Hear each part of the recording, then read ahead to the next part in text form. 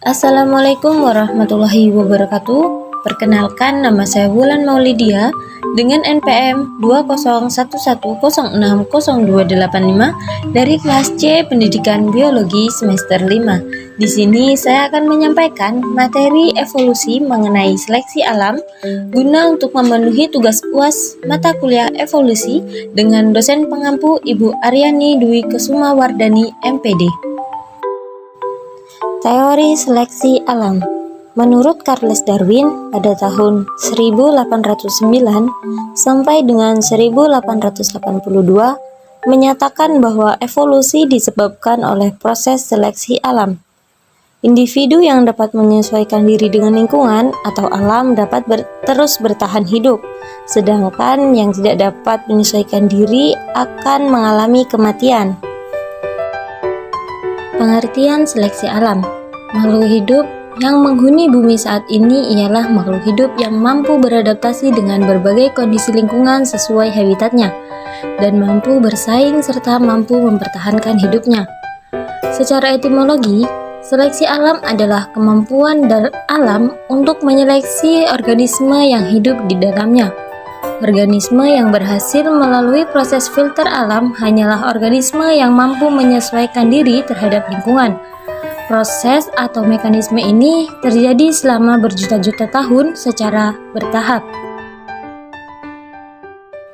Dampak seleksi alam. Seleksi alam memiliki dampak besar bagi kelangsungan hidup suatu organisme makhluk hidup. Bagi organisme yang tidak mampu melewati proses seleksi alam, maka populasinya akan berkurang dan dapat menyebabkan kepunahan suatu spesies. Seleksi alam juga memberikan dampak munculnya spesies-spesies baru, karena dengan adanya adaptasi yang dilakukan makhluk hidup maka akan menciptakan keanekaragaman makhluk hidup yang lainnya. Faktor seleksi alam.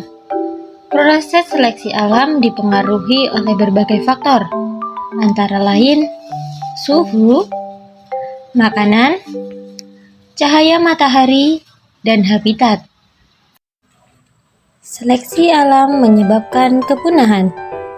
Kepunahan spesies dapat diakibatkan oleh ketidakmampuan menyesuaikan diri terhadap lingkungan sekitarnya, baik akibat faktor alami maupun akibat ulah manusia seperti perburuan dan alasan lainnya.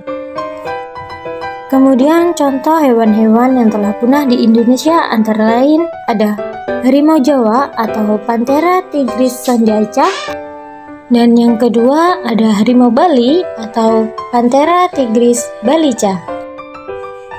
Seleksi alam menghasilkan spesies baru.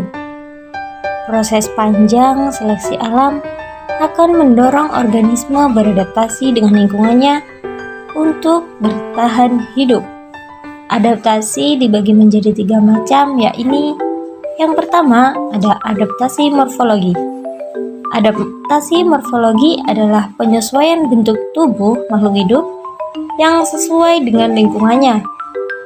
Seperti misalnya bentuk paruh dari berbagai jenis burung yang disesuaikan dengan jenis makanannya.